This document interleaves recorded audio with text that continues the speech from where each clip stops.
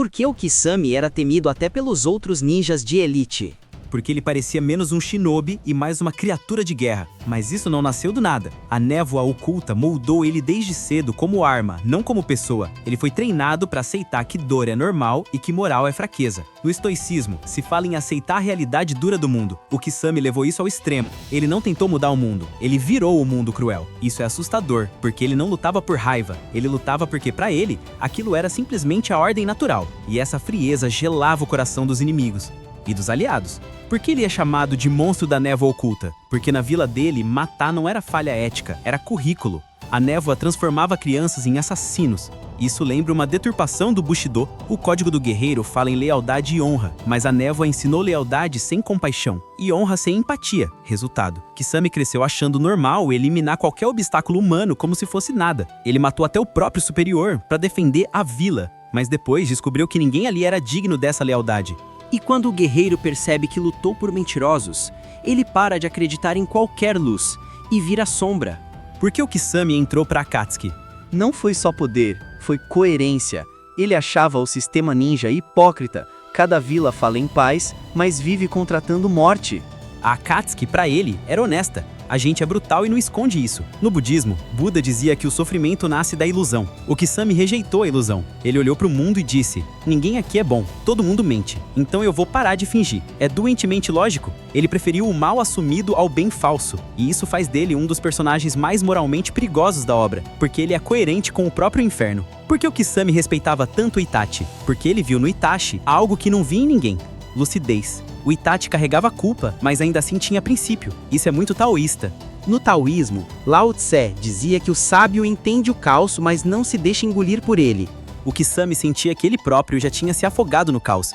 Então ele via o Itachi quase como um tipo de norte moral que ele mesmo não tinha mais condições de alcançar. Eles eram opostos que funcionavam juntos, o filósofo e a fera. E essa dinâmica é linda e triste ao mesmo tempo, porque mostra que o Kisame admirava um tipo de humanidade que ele já não acreditava mais merecer. Por que o Kisame parecia gostar tanto de lutar? Porque lutar era o único momento em que ele sentia que existia. Gente quebrada às vezes só sente alguma coisa quando está no limite. No estoicismo, existe a ideia de testar a si mesmo no sofrimento para criar força interior. O problema do Kisame é que ele só ficou com a dor e nunca achou a força interior. Ele lutava não só para vencer, ele lutava para sentir. Por isso cada batalha dele é quase ritual de identidade. Eu ainda tô aqui, eu ainda importo, nem que seja como monstro. Por que a relação dele com a Sama errada é tão importante? Porque não é só espada e usuário, é parasita e hospedeiro, é simbiose, é dependência emocional. A Sama errada devora chakra e o Kisame devora vontade. É quase uma metáfora budista sobre apego. Buda dizia que apego vira prisão. O Kisame ficou preso nela e ela nele. Ele deixou de ser um homem carregando uma arma e virou uma arma carregando um homem. Isso mostra o quão desumanizado ele já estava. Ele não tinha laços afetivos com pessoas. Ele tinha laço afetivo com uma arma devoradora. Por que o Kisame nunca tentou se redimir? Porque ele acreditava que já era tarde demais para ele. Isso é trágico. No Zen, se fala que qualquer mente pode clarear. Mas o Kisame não acreditava nisso para si mesmo. Ele achava que redenção era luxo de quem não viu o fundo do poço. Então ele escolheu abraçar o papel de vilão em vez de lutar contra ele. Isso dói, porque mostra um cara que desistiu de si. E é por isso que ele é um vilão pesado. Ele não é o cara malvadão de ego. E ele é o cara que já aceitou que virou lama. Por que o visual dele é tão monstruoso? Pele azulada, dentes de tubarão, presença animalesca. Isso não é só estética, é tese filosófica. O autor tá dizendo, esse mundo cria monstros reais. A névoa oculta não produziu heróis trágicos, produziu predadores. O Kisame representa o que acontece quando uma sociedade trata pessoas como ferramentas descartáveis de guerra. No Bushido, o guerreiro mantém a honra mesmo no campo de batalha. O Kisame é o Bushido corrompido, guerreiro sem honra, só função. Ele é a prova visual de que o sistema Shinobi fabrica monstros e depois finge surpresa quando esses monstros se voltam contra o mundo. Por que ele morreu daquele jeito e por que isso importa? Quando ele foi encurralado, ele não implorou, não tentou negociar. Ele preferiu morrer devorado pelos próprios tubarões invocados do que permitir que os seus segredos fossem usados contra a Akatsuki. Isso é brutal, mas filosoficamente é forte. No Bushido, existe a ideia de morrer protegendo aquilo que você jurou defender. E no estoicismo tem a noção de morrer fiel ao próprio princípio. Ele fez exatamente isso. Ele aceitou a morte para manter coerência com a própria identidade. É sombrio, mas é digno. É o jeito dele dizer: a única coisa que eu ainda controlo é como eu saio da história. Por que os fãs subestimam o Kisame? Porque ele não chorou na frente da câmera. Ele não teve flashback dramático toda hora. Ele não pediu perdão, não fez discurso no final, e a fanbase costuma lembrar mais de quem tem redenção bonita. Só que isso é injusto. No estoicismo, a virtude tá menos no discurso e mais no ato. O Kisame é ato puro, e negar a importância dele só porque ele não performou sofrimento bonito é cair numa armadilha emocional que o próprio anime criou.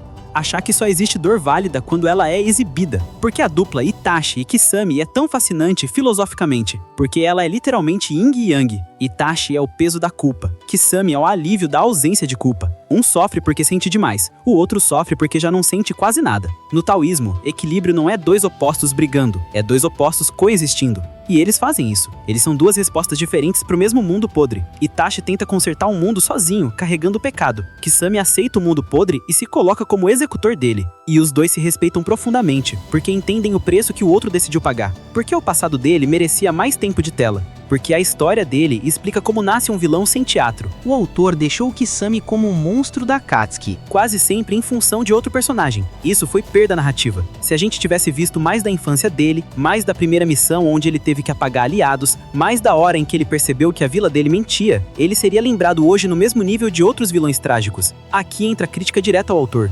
Alguns personagens viraram ícones porque ganharam foco humano.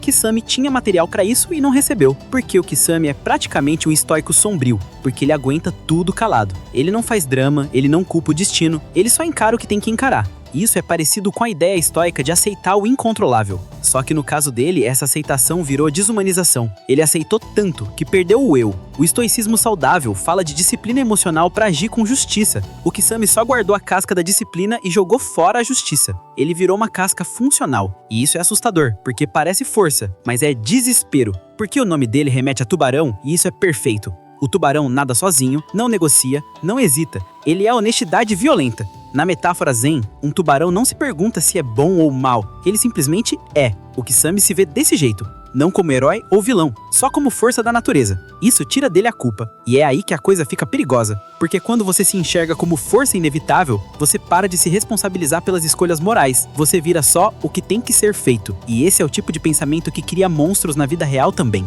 Por que essa merrada quase não aceita outro usuário do mesmo jeito? Porque ela não era só arma de chakra, ela era vínculo emocional de predador. A espada sente fome e o Kisame alimentava essa fome sem medo. Era casamento perfeito entre violência e vontade. Quando outra pessoa tenta usar essa merrada depois, a espada reage porque não encontra o mesmo nível de entrega. É quase triste porque mostra que o laço mais íntimo da vida dele não foi com uma pessoa, foi com uma arma. Isso diz tudo sobre o isolamento emocional dele. Por que a história dele é uma das mais tristes da Akatsuki mesmo sem draminha? Porque ele é talvez o único que nunca teve sonho próprio. Nagato queria mudar o mundo, Itachi queria paz, Deidara queria reconhecimento artístico, Kisame não queria nada, só queria continuar existindo de um jeito que fizesse sentido pra ele. Esse vazio é devastador. No budismo, viver sem propósito é uma forma lenta de morte espiritual. E o Kisame já estava morto por dentro muito antes de cair em batalha. Porque o Kisame é quase um reflexo sombrio do Naruto. Porque os dois foram rejeitados. Os dois viveram isolados. Os dois cresceram em sistemas que usavam crianças como ferramentas militares. Mas olha a bifurcação. Naruto encontrou gente que acreditou nele. Kisame não. Naruto escolheu acreditar no vínculo, Kisame escolheu acreditar na dor. É filosofia pura. Duas existências criadas pela mesma lógica de guerra, mas com destinos opostos. Isso faz o Kisame funcionar como aviso. Ele é o que o Naruto poderia ter virado se ninguém tivesse amado o Naruto. Porque o legado do Kisame deveria ser discutido mais. Porque ele mostra que nem todo vilão é só maldade. Às vezes é produto da vila, produto da guerra, produto da mentira política. No Bushido verdadeiro, o guerreiro protege quem não pode se proteger. Kisame protegeu só a ideologia que ele comprou porque achou que nada mais valia a pena. No fim, ele morreu fiel a que acreditava. E essa fidelidade, mesmo no lado errado, é pesada. A pergunta é, isso merece respeito ou medo? Eu quero saber de você. Kisame é só um psicopata da Akatsuki ou ele é um trágico soldado fabricado pelo mundo ninja? Deixa nos comentários, somos a Mentalidade Geek. E o que a gente aprendeu hoje é que em Naruto, às vezes o verdadeiro monstro não é humano, é o sistema que criou ele. Se esse vídeo te tocou de alguma forma, deixa o like, se inscreve no canal e manda pra alguém que também precisa ouvir isso.